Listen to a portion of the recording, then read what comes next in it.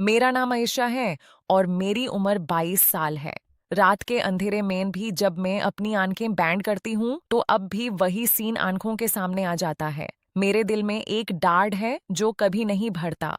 मेरा नाम आयशा है। मैं भी उसी मेडिकल कॉलेज में हाउस जॉब कर रही थी जहाँ मेरी सबसे प्यारी दोस्त माला थी।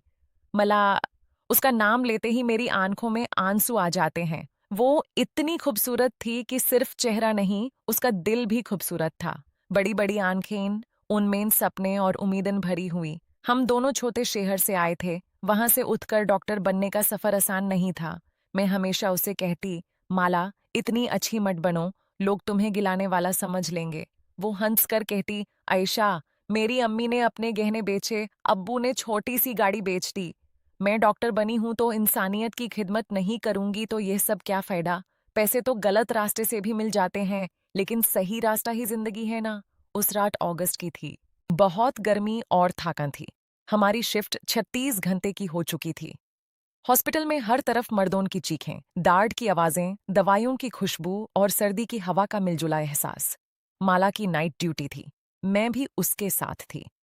डॉक्टर ने कहा था आज पेशेंट्स ज्यादा हैं, कोई एक डॉक्टर अकेला ना रहे। हमने बहुत पेशेंट्स देखे, बहुत इंजेक्शन्स दिए, बहुत रिपोर्ट्स लिखी। रात के 2 बजे थे जब मैं थक कर उस रेस्ट रूम में चली गई। छोटा सा कमरा, एक पुराना पंखा चल रहा था, कॉर्नर में छाया हुई लाइट। मैं लेट गई। थोड़ी देर बाद माला भी आ गई। मेरे पास ही लेट गई, सीलिंग की तरफ देखते हुए बोली, आयशा, इस दुनिया में कितने जालिम लोग हैं यार। मैंने आंख खोलकर पूछा, क्या हुआ माला? आज क्यों ऐसी बातें कर रही हो? वो धीरे से बोली, हम डॉक्टर्स तो इलाज करते हैं, लेकिन बाहर दुनिया में ऐसे ऐसे जुल्म हो रहे हैं। हर लड़की, हर औरत के लिए यह दुनिया अब जंगल बन चुकी है। जो शिकारी नहीं होता, वो शिकार हो जाता है। उसने अपने हाथ मेरे हाथ में लिए और बोला, मेरे घर वालों ने मेरा रिश्ता देखना शुरू कर दिया है। 31 साल हो गए, डॉक्टर बन गई, अब शादी करवानी है। मैं हंसी, तो डॉक्टर वर्मा से क्यों नहीं कर लेती? वो तो तुम्हें बहुत पसंद करते हैं। माला ने सिर्फ मुस्कुराकर कहा, फील्ड सेम होने से एहसास नहीं होता आयशा, एहसास तो दिल से होता है। फिर हम दोनों थक कर सो गए। कमरे में सिर्फ पंखे की आवाज और दूर से किसी पेशेंट की धीमी चीख। जब मेरी आंख खुली तो रात के 4 बज रहे थे। माला वहां नहीं थी। मैंने सोचा इमरजेंसी होगी, वो चली गई होगी। मैं उठी, मुंह धोया, थोड़ी सी चाय पी और उसको ढूंढने निकली। हॉस्पिटल का वो हिस्सा सुनसान था। एक पुराना स्टोर रूम जिसका दरवाजा खुला हुआ था। अंदर सिर्फ एक पुराना गड्ढा पड़ा था, व्हील चेयर्स और पुराने इक्विपमेंट। मैंने सोचा दरवाजा बैंड कर दूं, कोई चोरी ना हो जाए। सीसीटीवी भी कुछ दिनों से बैंड थे। और फिर मैंने अंदर देखा। मेरी सांस रुक गई, मेरे पैर जमीन से जुट गए। माला, मेरी माला जमीन पर पड़ी थी। उसके कपड़े फाड़े हुए, शरीर पर नील खून, आंखें बैंड, चेहरा इतना बेजान की जैसे रूह निकाल चुकी हो। मैं चिल्लाई, माला, माला उठो, मला। मेरी चीख सुनकर स्टाफ दौड़ कर आया। लोग मुझे पकड़कर दूर ले जाने लगे। मैं उनके हाथों से छूटने की कोशिश कर रही थी। मुझे जाने दो, वो मेरी दोस्त है। मैं डॉक्टर हूं, उसको चेक करना है। लेकिन उन्होंने मुझे जबरदस्ती दूर कर दिया। मैं पगाल की तरह रो रही थी।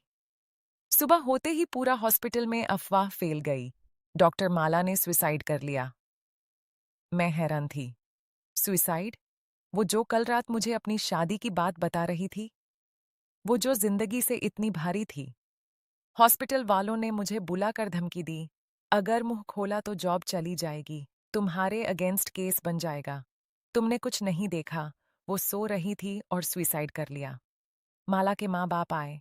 उनकी हालात देखकर मेरा दिल टूट गया। उनकी अकेली बेटी थी। उनके आंसू, उनकी चीखें, मैं उनको क्या तसल्ली देती? मैंने भी अपना बयान बदल दिया डर के मारे। लेकिन रात को जब मैं घर आई तो पूरा शहर माला के लिए निकला हुआ था। तस्वीरें वायरल, वीडियोस वायरल, लोग सड़कों पर थे। इंसाफ चाहिए। हॉस्पिटल प्रिंसिपल बोल रहा था, लड़की ने सुसाइड किया, उसकी पर्सनल लाइफ में मसला था। लेकिन फिर ट्विस्ट आया जो मेरे दिल को हमेशा के लिए तोड़ कर रख देगा। एक दिन एक नर्स जो माला की बहुत क्लोज थी, मुझे चुपके से मिलने आई उसने कहा, आयशा, ये सुसाइड नहीं था। प्रिंसिपल और कुछ डॉक्टर्स इंसानी अंगों की स्मगलिंग कर रहे थे। माला को पता चल गया था। उसने उनको रोकने की कोशिश की थी, इसलिए उन्होंने उसको चुप कराने के लिए ये सब किया। डॉक्टर वर्मा भी इसमें इन्वॉल्व था, लेकिन वो माला को बचाने की कोशिश कर रहा था। उसने उसको वार्निंग दी थी, लेकिन देर हो चुकी थी। वो खुद अब जेल में है, पर उसने सबसे पहले पुलिस को सच बताया। मुझे समझ आ गया, वो रात वाली बातें, उसका गुस्सा, सब इसलिए था। माला ने जंगल में शिकार होने से पहले शिकारी बनने की कोशिश की थी। आज भी सड़कों पर लोग माला के लिए आवाज उठा रहे हैं। मैं भी उनमें हूँ। ये कहानी मैं इसलिए बता रही हूँ क्योंकि अगर हम चुप रहे तो कल किसी और के साथ यही होगा। ये सोसाइटी अब जंगल है, लेकिन अगर हम सब मिलकर आवाज उठाएं तो शायद ये जंगल फिर से इंसानियत का शहर बन सके। मॉरल ये है कि अच्छे लोग जल्दी चले जाते हैं, लेकिन उनकी यादें हमें हिम्मत देती हैं। अपनी बेटियों को इतना स्ट्रांग बनाओ कि वो खुद अपनी लड़ाई लड़ सकें और हमेशा सच के साथ खड़े हो। अगर ये कहानी दिल को छू गई हो तो लाइक ज़रूर कर देना। कमेंट में माला के लिए इंसफ लिख देना और चैनल सब्सक्राइब कर लेना ताकि ऐसी और सच्ची कहानियाँ आप तक पहुँचती रहें। अपनी आवाज़ उठाओ, शायद किसी की ज़िंदगी बच जाए। अल्लाह आप सबको हमेशा महफूज रखे।